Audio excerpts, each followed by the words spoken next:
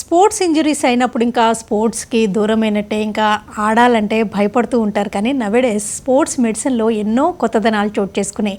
Arthroscopy పద్ధతిలో treatments అందించడమే కాకుండా ఆర్థ్రోస్కోపీలో కూడా అడ్వాన్సెస్ చోటు చేసుకున్నాయి. అంతేకాకుండా మోకాలికి సంబంధించిన లెగమెంట్ టేర్స్ అయినా, అయితే ఆస్టియో ఆర్థరైటిస్ అయినా, రోబోటిక్ నీ రిప్లేస్మెంట్స్ కూడా నవేడేస్ లేటెస్ట్గా చేయగలుగుతున్నారంటూ ఆర్థ్రోస్కోపీలో రోబోటిక్ నీ రిప్లేస్మెంట్లో ఎలాంటి మార్పులు చోటు చేసుకున్నాయో ఆ వివరాలు అందించడానికి financial district Apollo hospital senior orthopedic and robotic surgeon doctor Deeptinandan Reddy garu మనతో ఉన్నారు. ఆయన అడిగి మరిన్ని విషయాలు తెలుసుకుందాం. నమస్తే సార్, వెల్కమ్. నమస్కారం అండి. స్పోర్ట్స్ మెడిసిన్లో ఇంతకుముందుతో పోలిస్తే, అంటే ఇంతకుముందు స్పోర్ట్స్ ఇంజరీస్ అయినాయి అనుకోండి, ఎక్కడికైనా వెళ్ళి ట్రీట్మెంట్స్ అన్ని తీసుకోవడం అలా ఉండేది కదా. ఇంకా అలాంటి అడ్వాన్సెస్ అన్నీ ఇక్కడే అందుబాటులో ఉన్నాయని, మెడిసిన్లో కూడా ట్రీట్మెంట్స్లో అడ్వాన్సెస్ చోటు చేసుకున్నాయని వింటున్నామండి. వాటి గురించి ఒకసారి చెప్తారా? అవునండి, ఇప్పుడు స్పోర్ట్స్ ఇంజరీస్ అనేది మనం అందరం ఏమనుకుంటాం, స్పోర్ట్స్ ఇంజరీ అవుతే దానికి ఆపరేషన్లు అవసరం పడుతుందని డాక్టర్ గారు చెప్తుంటారు. డాక్టర్లు చెప్పినప్పుడు మనం అది కరెక్టా కాదా ఒకసారి అనుమానం వస్తుంది మీకు. అయితే స్పోర్ట్స్ ఇంజరీస్లో అందరికీ సర్జరీస్ అవసరం పడవు. ఎవరికి అవసరం పడుతుంది లేనిది అనేది ఆ స్పోర్ట్స్ ఇంజరీస్ ట్రీట్ చేసే డాక్టర్ గారు కరెక్ట్గా అసెస్ చేసి, ఆ ఇంజరీ అంటే ఏదన్నా టేర్ అయిందా, ఏదన్నా పాడైందా, దాని ప్రకారము ట్రీట్మెంట్ని ఇవ్వాలన్నమాట. ఓకే. అయితే అసెస్మెంట్లో మనం ఎప్పుడు కూడా క్లినికల్ ఎగ్జామినేషన్, అంటే మనం పరీక్ష చేసి పేషెంట్ని ఇది ఉంది చెప్పగలుగుతాం. అది కన్ఫర్మ్ చేయడానికి ఇన్వెస్టిగేషన్స్ చేస్తాం. ఎంఆర్ఐ కానివ్వండి, సిటీ స్కాన్ కానివ్వండి. సిటీ స్కాన్ అంటే బోన్స్ ఏమైనా ఇరిగితే అది పనికొస్తుంది. ఎంఆర్ఐ స్కాన్ ఏమో సాఫ్ట్ టిష్యూస్ అంటే కండలు కానీ లిగమెంట్స్ కానీ డ్యామేజ్ అయితే కనిపిస్తుంది మనం. అయితే ఒక ఆస్పెక్ట్ ఆఫ్ అసెస్మెంట్ మనం ఎప్పుడూ ఈ మా మెడికల్ దీంట్లో మిస్ అయింది ఏంటంటే, ఇప్పుడు ఇంజరీస్ అయినప్పుడు, మసిల్ టేర్స్ అయినప్పుడు ఆ మసిల్ యొక్క బలం ఎంత ఉంది అది చెక్ చేయడానికి ఆబ్జెక్టివ్గా మన దగ్గర ఏవి టూల్స్ లేకుండా ఉన్నాయి. ఇప్పుడు కొత్తగా సాఫ్ట్వేర్తో కూడిన కొత్త టెక్నాలజీ మేము రీసెంట్గా ఇక్కడ లాంచ్ చేసామండి. వాల్డ్ అంటాం దాన్ని, ఆస్ట్రేలియా నుంచి వచ్చింది అది. దీంట్లో ఒక్కొక్క మసిల్ యొక్క స్ట్రెంగ్త్, మీ యొక్క జాయింట్ ఎంత కదులుతుంది, ఎంత మూవ్మెంట్ ఉంది, అది నంబర్తో సహా మనకు వస్తుంది. సో మన నార్మల్ చేయికి అబ్నార్మల్ అంటే దెబ్బ తాకిన చేయికి ఎంత డిఫరెన్స్ ఉందో తెలుస్తుంది అనమాట. సో ఇది మనకు దెబ్బ తాకినప్పుడు తాకాక చూసుకోవచ్చు. మళ్ళీ మనం ఏమైనా ఆపరేషన్ చేసి దాన్ని సరి చేశాక అది ఎంత బలం వచ్చిందో చూడొచ్చు. సో కంపారిజన్కి బాగా వస్తుంది. సో ఫిజియోథెరపీ చేస్తుంటే మీకు ఎంత మేలు అవుతుందో కూడా మనం గ్రాఫ్ పరంగా చూసుకోవచ్చు. సో ఎవరన్నా స్పోర్ట్స్ ఇంజరీస్ అయిన తర్వాత, మసిల్ టేర్ అయ్యి రిపేర్ అయిన తర్వాత మళ్ళీ నేను ఆ స్పోర్ట్కి వెళ్ళాలి అనే ఆశ ఉంటే, మనం ఆ స్పోర్ట్ కావలసినంత మసిల్ స్ట్రెంగ్త్ ఉందా లేదా అనేది చెక్ చేసుకోవచ్చు. సో మా దగ్గర నార్మేటివ్ డేటా, అంటే మనం క్రికెట్ టీమ్స్ ఉంటారు, హాకీ ప్లేయర్స్ ఉంటారు, ఫుట్బాలర్స్ ఉంటారు, వాళ్ళ యొక్క రెగ్యులర్ హై లెవెల్లో ఆడే వాళ్ళ యొక్క స్ట్రెంగ్త్ ఎంత ఉందో మన దగ్గర డేటా ఉంది. సో ఆ డేటాకి మన డేటాని కంపేర్ చేసి ఒక్కసారి ఆ లెవెల్కి వచ్చాక they go back to sports అనమాట. So this is one major development in sports injuries అనమాట. We always talk about surgery as a development, కానీ this is also one development which is required. Correct. Because just repairing will not help. అది మళ్ళీ ఆ స్టేజ్కి రావాలని return to sport యొక్క programme, ఆ return to sport ఆబ్జెక్టివ్తో చేస్తున్నాం. సో మీరు ఇఫ్ యూఆర్ ప్లేయింగ్ క్రికెట్ కానివ్వండి, బ్యాడ్మింటన్ కానివ్వండి, రిక్రియేషన్కి ఈ మధ్య చాలామంది ఆడుతున్నారు. It's a very good trend in our middle age and even younger population. So ఆ ఫిట్నెస్లో వాళ్ళు ఫిట్నెస్ లేకుండా డైరెక్ట్గా పోయి ఆడేసి ఇంజరీస్ రావడం అవుతుంది. సో మనం వాళ్ళను కొంచెం కరెక్ట్గా అసెస్మెంట్ చేసుకొని, వాళ్ళ మసిల్ స్ట్రెంత్ అంత బాగుంది, వీళ్ళు ఆడగలుగుతారు అనే పొజిషన్కి వచ్చాక ఆడితే ఇంజరీస్ అయ్యే అవకాశం తగ్గుతుంది. So it's a very good tool for prevention also. అయితే ఇంత ముందులాగా స్పోర్ట్స్ ఇంజురీస్ అయిన తర్వాత ఇంకా మనం చాలా మందిని చూస్తూ ఉంటాం, ఇంజురీ అయ్యాక ఇంకా వాళ్ళు ఆ స్పోర్ట్కి దూరం అయిపోవడం. ఎంతో మంది ఫేమస్ ఫిగర్స్ని కూడా ఇప్పుడు ఆ పరిస్థితులు అసలు లేవంటారు. అంటే దీంట్లో ఒక ఇంజురీయే కాకుండా మానసికంగా కొంచెం దెబ్బతింటారు, సైకలాజికల్ ఎఫెక్ట్ ఉంటుంది కొంచెం. అందుకే ఈ మధ్య we're going to get one unit where will have nutritionist, psychologist, everybody together. So ఆ పర్టికులర్ స్పోర్ట్స్ మెన్కి మళ్ళీ మానసికంగా, శారీరకంగా బలం వచ్చి మళ్ళీ ఆ స్పోర్ట్కి వెళ్ళేట్టుగా చూసేటట్టు ప్రోగ్రామ్ తయారు చేద్దామని చూస్తున్నాం.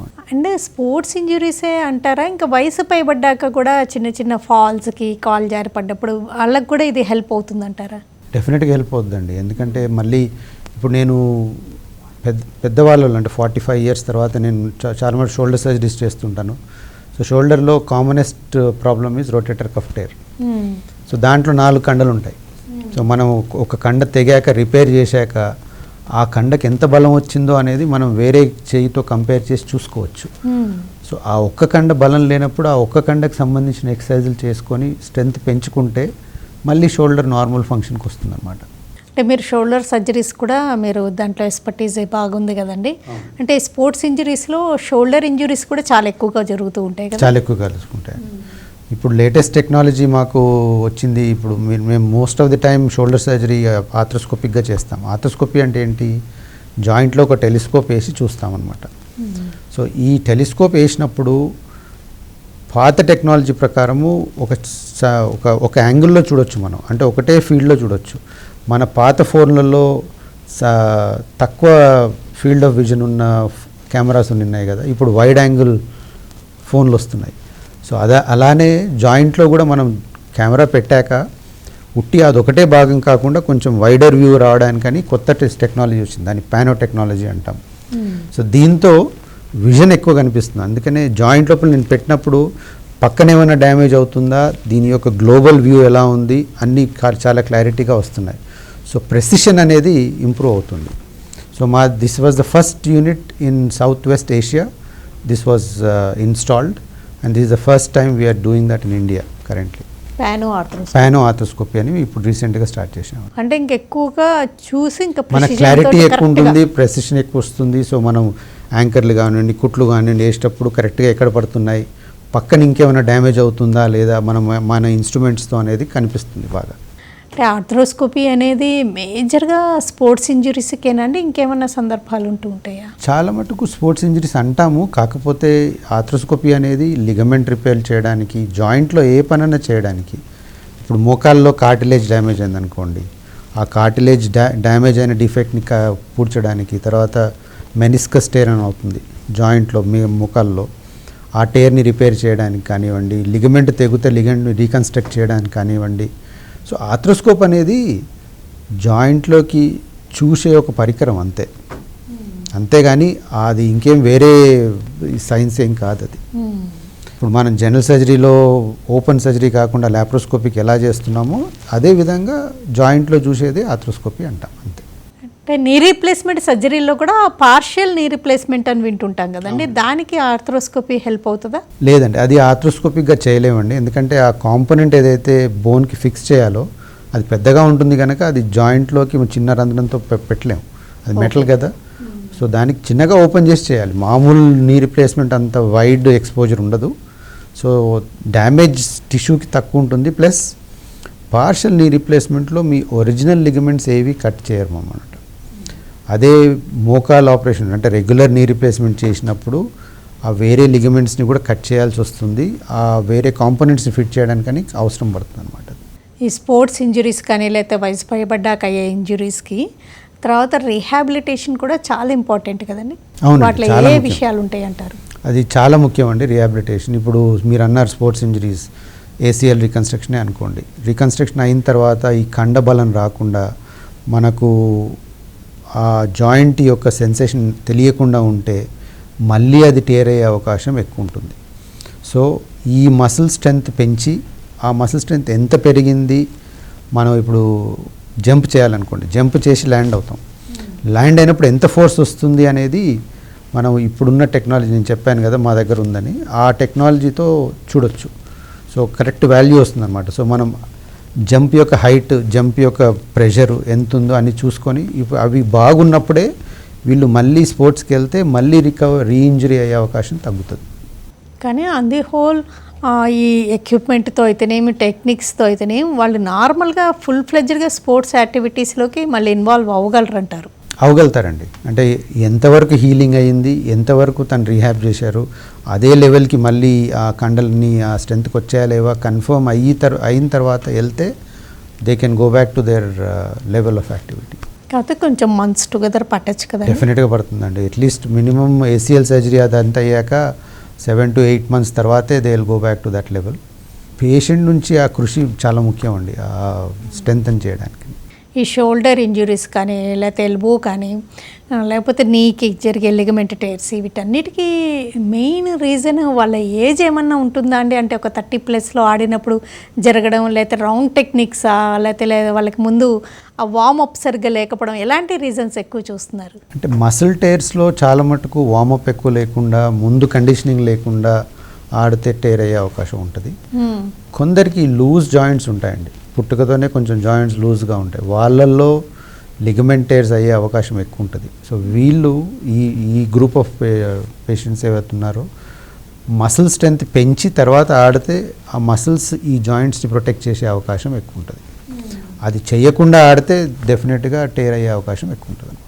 ఎప్పుడైనా మీరు ఈ స్పోర్ట్స్ ఆడేటప్పుడు వాళ్ళని కొంచెం సపోర్టింగ్ ఏమన్నా గ్యాడ్జెట్స్ అవి అట్లాంటివి వాడమంటుంటారా?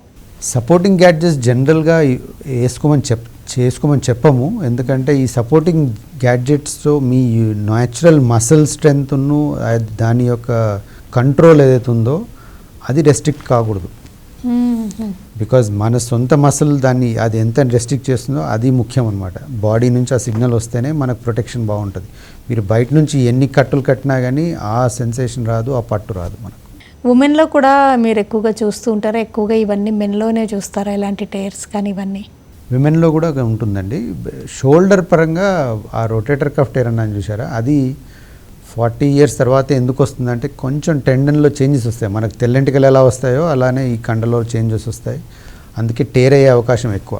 సో వీళ్ళు స్పోర్ట్స్ మెన్ ఇంజరీస్ కాదు, మామూలుగా ఇంట్లో పని చేసుకొని లేకుంటే ఇంట్లో పడ్డప్పుడు అలా ఏదైనా లాగినప్పుడు చేయని అలా అయినప్పుడు రావచ్చు. అయితే అది వీక్ కావడానికి కారణం కొన్ని బయోమెకానికల్ చేంజెస్ ఉంటాయి షోల్డర్లో. అవి కనుక ముందే మనం కరెక్ట్గా ఐడెంటిఫై చేసి రెక్టిఫై చేస్తే ఆ టేర్ అయ్యే అవకాశం తగ్గుతుంది అన్నట్టు.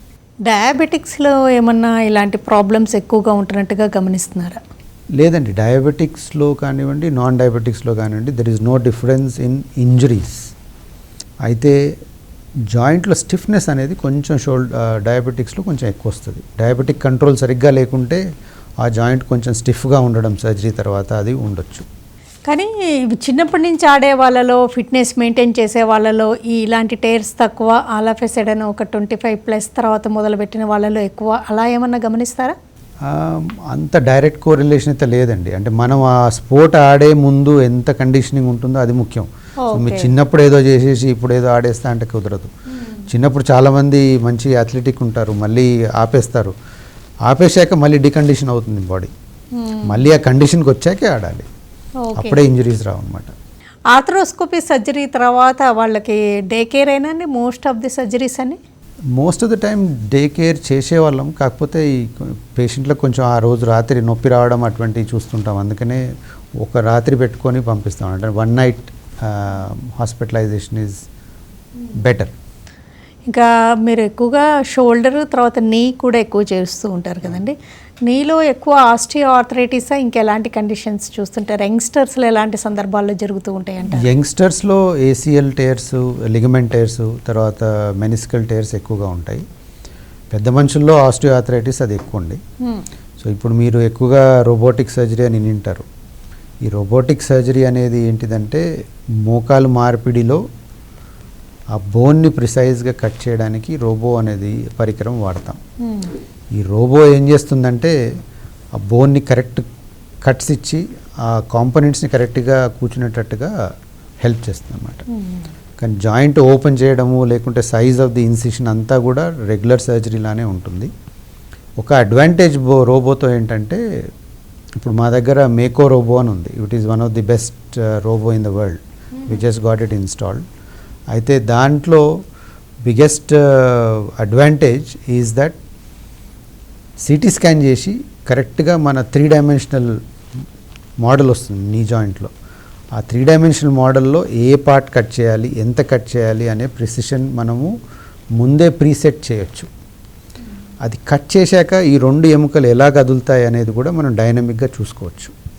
ఎందుకంటే మోకాలు ఇట్లా మడవాలి అంటే ఇవి 2 ఎముకలు కరెక్ట్గా కదలాలి కదా.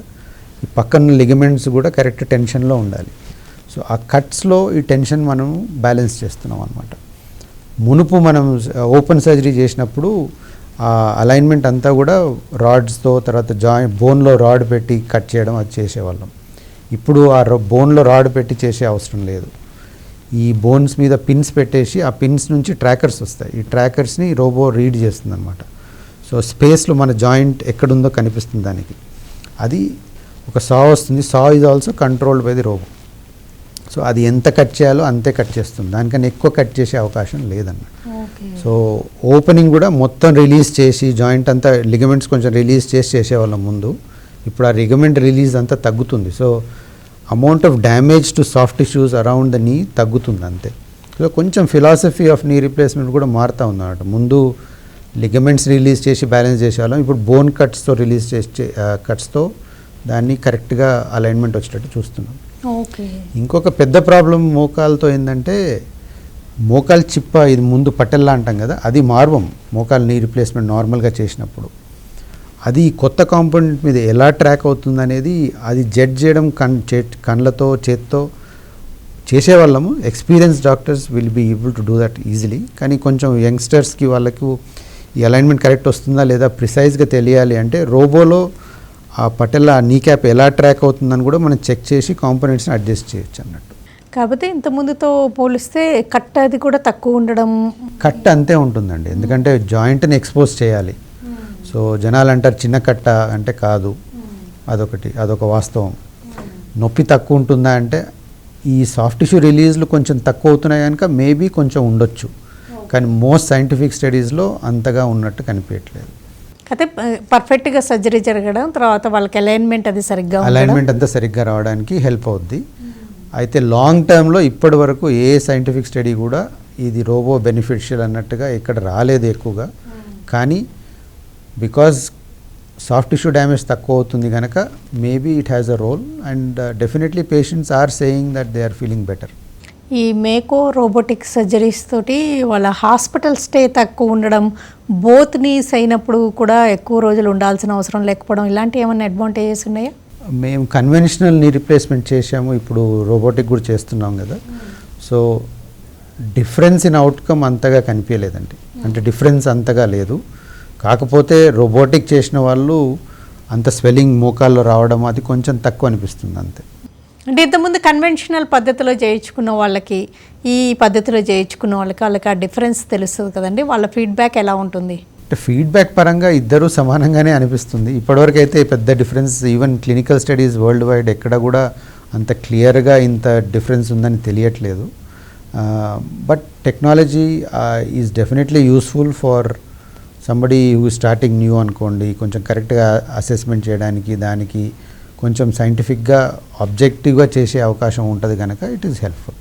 ఈ రోబోటిక్ నీ రీప్లేస్మెంట్ సర్జరీ అయినప్పుడు సింగిల్ నీ అయితే ఎన్ని రోజులు స్టే చేస్తారు? బోత్ నీ సర్జరీస్ జరిగినప్పుడు ఎన్ని రోజులు ఉండాల్సి వస్తుంది? మేబీ 1-2 days ఎక్స్ట్రా ఉంటుందండి అంతే, బోత్ నీస్ చేస్తే. దానికన్నా ఎక్కువైతే ఉండదు. కానీ ఎట్ ఏ టైం చేస్తారా, గ్యాప్ ఇచ్చి చేస్తాం? ఒకటేసారి 2 చేస్తాము. కొన్ని 2 స్టేజ్గా చేసేది ఉంటే, అంటే వాళ్ళ మెడికల్ కండిషన్ బాగాలేకుండా ఉండి వాళ్ళని స్ట్రెస్ ఏమైనా పడి ఏదైనా అపాయం ఉండే అవకాశం ఉంటే కనుక ఒకదాని తర్వాత ఒకటి చేస్తాము. అండ్ మా యూనిట్లో we do it after 6 weeks అండి. ఎందుకంటే మా లాజిక్ ఏంటంటే 6 weeks వరకు ఏ పెద్ద ఆపరేషన్ అయినా కానీ డీవీటీ అంటే మన వెయిన్స్లో క్లాట్స్ వచ్చే అవకాశం ఎక్కువ ఉంటుంది. సో మన బాడీలో ఆ చేంజెస్ వస్తాయన్నమాట. ఆ రిస్క్ ఉండకుండా 6 వారాల తర్వాత చేసుకుంటే సేఫ్ అండి. ఒక మోకాల్ సర్జరీ అయితే ఇంకొక 6 weeks, ఒక జాయింట్ ఇంకో జాయింట్ మధ్యలో, మోకాలు కానివ్వండి, హిప్ కానివ్వండి, ఏదైనా అంతే. తర్వాత ఫిజియోథెరపీ అదంతా వాళ్ళు ఇంకా కంటిన్యూ చేస్తూ ఉండాలండి. కానీ కాస్ట్ వైజ్గా చాలా డిఫరెన్స్ ఉండొచ్చు కదండి? కొంచెం డిఫరెన్స్ ఉంటుందండి, ఎందుకంటే cost of robot will add on to the surgery కదా, అండ్ కన్జ్యూమబుల్స్, ఆ ట్రాకర్స్ అవన్నిటికి కూడా కాస్ట్ అవుతుందండి. ఏ టెక్నాలజీ వచ్చినా కొంచెం కాస్ట్ అనేది కొంచెం బిగినింగ్లో ఎక్కువ. ఇన్ఫెక్షన్ రేట్ మాత్రం దీనివల్ల పెద్దగా డిఫరెన్స్ ఏముండదా? ఇన్ఫెక్షన్ రేటు ఇప్పుడు ప్రస్తుతానికి కొన్ని స్టడీస్లో రోబోతో కొంచెం ఇన్ఫెక్షన్ రేట్స్ కొంచెం ఎక్కువ ఉన్నాయి, కానీ కరెంట్ టెక్నాలజీ వల్ల అంత డిఫరెన్స్ లేదండి రెండిట్లో. ఇన్ఫెక్షన్ దాంట్లో రిస్క్ లేదండి, డిఫరెన్స్ లేదు. ఇప్పుడు ఇలా పర్ఫెక్ట్గా రోబోటిక్ నీ రీప్లేస్మెంట్ సర్జరీ చేయించుకున్న వాళ్ళు కూడా స్పోర్ట్స్ లాంటి వాటికి అటెండ్ అవ్వగలుగుతారండి? స్పోర్ట్స్ అంటే ఏదైనా జంపింగ్ యాక్టివిటీస్ ఉంటే అవాయిడ్ చేయమని చెప్తాము. గోల్ఫింగ్ కానివ్వండి, మామూలు సైక్లింగ్ కానివ్వండి, ఇటువంటివన్నీ చేయొచ్చండి. ఒక 3 months తర్వాత 3-4 months పడుతుంది. అంటే పేషెంట్కి డిఫరెన్స్ ఉంటుంది. ఎందుకంటే ఆ పేషెంట్ యొక్క మసిల్ స్ట్రెంత్ ఎలా ఉన్నింది సర్జరీ కన్నా ముందు, ఇవన్నీ కూడా ముఖ్యం. సో మనమంతా we talk about only surgery, కానీ వాళ్ళ న్యూట్రిషన్ స్టేటస్ ఎలా ఉన్నింది, వాళ్ళ మసిల్ స్ట్రెంత్ ఎలా ఉన్నింది, ఎంత మూమెంట్ ఉన్నింది సర్జరీ ముందు, ఇవన్నీ కూడా ఫ్యాక్టర్స్. తర్వాత ఎంత బాగా రికవర్ అవుతారనేది తెలుస్తుంది మనకు. ఈ మోకాళ్ళ సర్జరీస్ కానీ ఏదైనా సర్జరీ ముందు ప్రీహాబ్ కూడా చాలా ఇంపార్టెంట్ అని వింటుంటాం, అదేంటండి? అదే ఇప్పుడే చెప్పాను కదా మసిల్ స్ట్రెంత్ ఎంత ఉంది అని. సో మోకాల్ ఆపరేషన్ అయ్యే ముందు నేను ప్రీహాబ్ అంటే మసిల్ స్ట్రెంత్ పెంచేట్టుగా ఎక్సర్సైజులు చేస్తే ఏంటంటే, మనం కాంపనెంట్స్ వేసాక ఈ మసిల్సే కదా కాంపనెంట్స్ కదిలియాల్సింది. అది గనక బలంగా లేకుండా ఉంటే అప్పుడు మీకు టైం ఎక్కువ పడుతుంది రికవర్ కావడానికి. అందుకనే సైక్లింగ్ ఇటువంటి ఎక్సర్సైజులు చేసి కొంచెం బలం పెంచుకొని తర్వాత సర్జరీ చేయించుకుంటే మంచిది మీకు. తర్వాత వాళ్ళ న్యూట్రిషన్ ఇంకా తర్వాత ఫిజియోథెరపీ ఈ కేర్ తోటి వాళ్ళ రికవరీ ఎంత ఫాస్ట్గా ఉంటుంది అనేది కూడా సో ప్రోటీన్ సప్లిమెంట్స్ అనేది మేము సర్జరీ కన్నా ముందు, సర్జరీ తర్వాత కూడా ఇస్తున్నాము. సో దాంతో కొంచెం డెఫినెట్గా అవుట్కమ్స్ బెటర్గా ఉంటున్నాయి అనమాట. రికవరీ బాగుంటుంది, వూండ్ హీలింగ్ కూడా బెటర్గా ఉంటుంది. ఓకేనండి డాక్టర్ దీప్తినందన్ రెడ్డి గారు, స్పోర్ట్స్ మెడిసిన్లో వచ్చిన లేటెస్ట్ డెవలప్మెంట్స్ ఏంటి, తర్వాత వాళ్ళు అసలు ప్రిపరేషన్ ఎలా ఉంటుంది, అండ్ సర్జరీ కానీ ఏదైనా ట్రీట్మెంట్ అయిన తర్వాత ఆర్థ్రోస్కోపీ అయిన తర్వాత వాళ్ళ మజిల్ స్ట్రెంత్ని కూడా తెలిపే పరికరాలు మీ హాస్పిటల్లో అందుబాటులో ఉన్నాయని అపోలో హాస్పిటల్లో, అండ్ స్పోర్ట్స్ మెడిసిన్ తోటి వాళ్ళ నార్మల్ యాక్టివిటీస్కి స్పోర్ట్స్కి కూడా ఇంతకుముందులాగా అటెండ్ అవ్వగలరంటూ ఆర్థ్రోస్కోపీలో వచ్చిన అడ్వాన్సెస్ గురించి, నీ రీప్లేస్మెంట్స్లో వచ్చిన డెవలప్మెంట్స్ గురించి తెలియజేసినందుకు thanks a lot. Thank you very much.